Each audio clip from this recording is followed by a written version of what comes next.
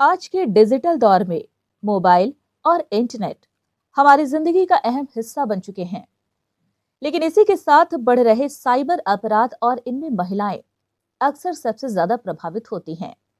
आज के कार्यक्रम में हम जानेंगे कि साइबर धोखाधड़ी क्या है और इससे कैसे बचा जाए और कानून हमें क्या सुरक्षा देता है। स्टूडियो में मेरे साथ मेरी मेहमान मौजूद है। हालांकि आप सभी इनसे परिचित हैं, फिर भी बता देते हैं कि एक इस यूनिवर्सिटी के लॉ डिपार्टमेंट की एचओडी, साथ ही एसोसिएट प्रोफेसर डॉक्टर विधि संभरकर जी। विधि जी, आपका बहुत बहुत स्वागत है हमारे खास कार्यक्रम में। धन्यवाद सोनम जी।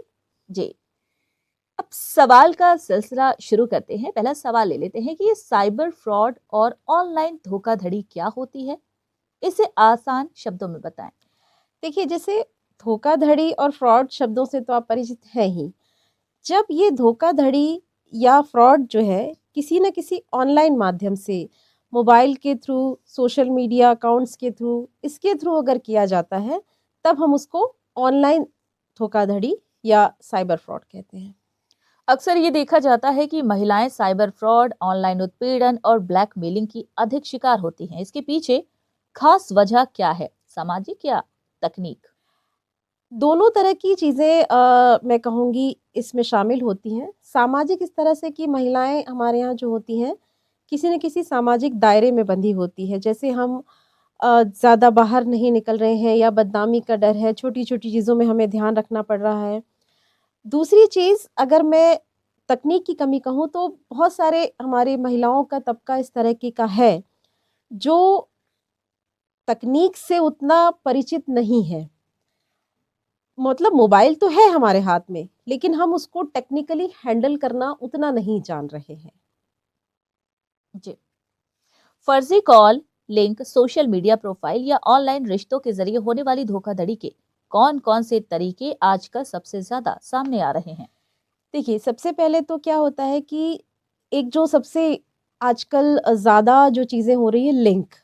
किसी भी तरह की हमें कई तरह की लिंक आजकल कोई भी लिंक आई, आपने उसको टच किया और चीज़ें जो है, आपका सारा पैसा चला गया या कोई इम्पोर्टेंट इन्फॉर्मेशन चली गई।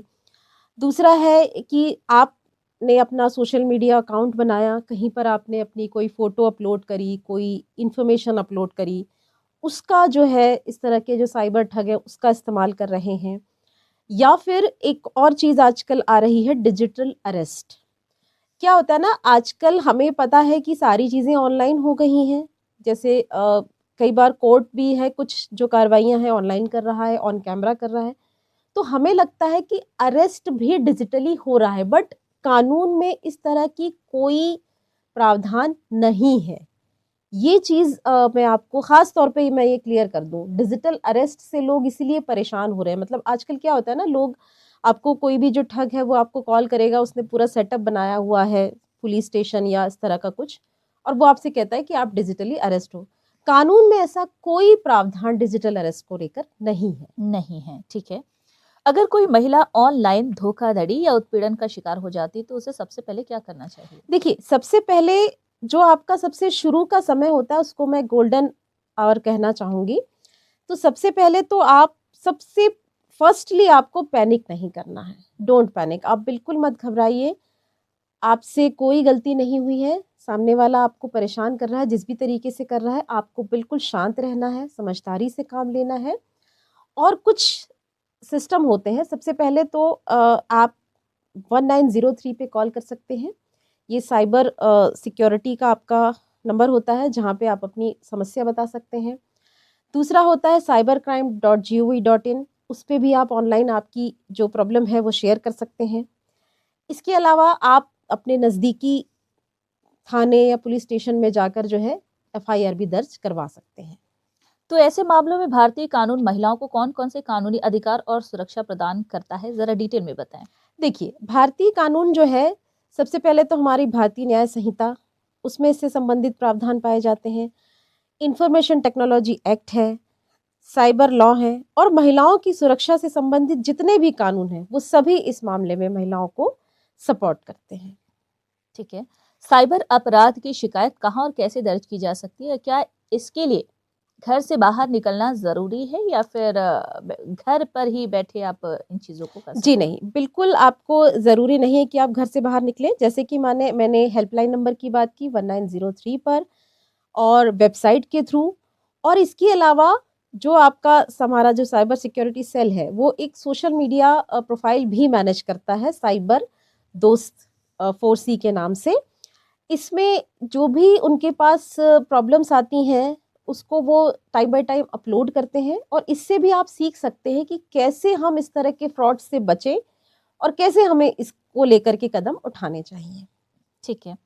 महिलाओं की डिजिटल पहचान और निजी तस्वीरों से जुड़े मामलों में न्यायालय गोपनीयता और न्याय दोनों के बीच संतुलन कैसे बनाते हैं? देखिए न्यायालयों में आपको ज़रूरी नहीं है कि आपकी पहचान आपको ज़ाहिर करनी पड़े। आपकी पहचान गुप्त रखी जाती है।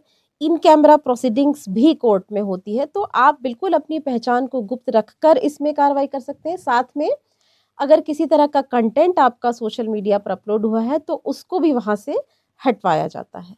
ठीक है। रोजमर्रा की जिंदगी में महिलाएं कौन सी डिजिटल सुरक्षा आदतें अपनाकर खुद को साइबर फ्रॉड से बचा सकती हैं? देखिए, बहुत सारी चीज़ें होती हैं। सबसे पहला तो मैं कहूँगी कि किसी भी तरह की अनजान लिंक को टच ना करें। दूसरी चीज़, अपना जो आपका प्रोफ़ाइल है, उसको आप पासवर्ड सिक्योरिटी से रखें, पासवर्ड को इस तरह से लॉक रखें। और एक और चीज़, जितने भी सोशल मीडिया पे हम किसी भी तरह की फ्रेंडशिप या दोस्ती करते हैं, तो उसमें कोशिश करें कि उन लोगों को आप कहीं न कहीं पर्सनली भी थोड़ा बहुत जानते हो। एकदम किसी भी स्ट्रेंजर से आप एकदम से कनेक्ट ना करें। ना करें। ठीक है। अंत में उन महिलाओं को आप क्या संदेश देना चाहेंगी जो साइबर धोखाधड़ी की शिकार होकर डर, शर्म या खुद को असहाय महसूस करती हैं और चुप रह जाती हैं? मैं बिल्कुल ऐसी महिलाओं से कहना चाहूँगी कि सबसे पहले तो आपको बिल्कुल भी डरना नहीं है। इंसान है, आपसे सबसे पहले तो हम सावधानी से रहें। दूसरा, अगर हमसे गलती हो भी जाती है, तो हमें बिल्कुल डरना नहीं है। आपका हमारे देश का कानून आपके साथ है, आपके परिवार के लोग, आपके दोस्त आपके साथ हैं, और गलती आपकी नहीं है, उस अपराधी की है जिसने आपको ठगा है। तो बिल्कुल सोच से, समझदारी से आप इसको लेकर कदम उठाइए। बिल्कुल, आपको बिल्कुल भी घबराने की ज़रूरत बिल्कुल भी नहीं है। घबराने की जरूरत नहीं है। चलिए, बहुत बहुत शुक्रिया विधि जी, आप स्टूडियो में आए, इतना अहम वक्त आपने दिया और इतनी अहम जानकारी हमारी श्रोताओं से साझा की। बहुत बहुत शुक्रिया। धन्यवाद सोनम जी। तो डिजिटल दुनिया में सतर्कता ही सबसे बड़ी सुरक्षा है। जानकारी, हिम्मत और सही कदम तीनों मिलकर ही साइबर अपराध के खिलाफ हमारी ढाल बनते हैं। याद रखिए, गलती आपकी नहीं होती और चुप रहना समाधान नहीं है। फिर मिलूंगी एक नए विषय के साथ, तब तक के लिए नमस्कार।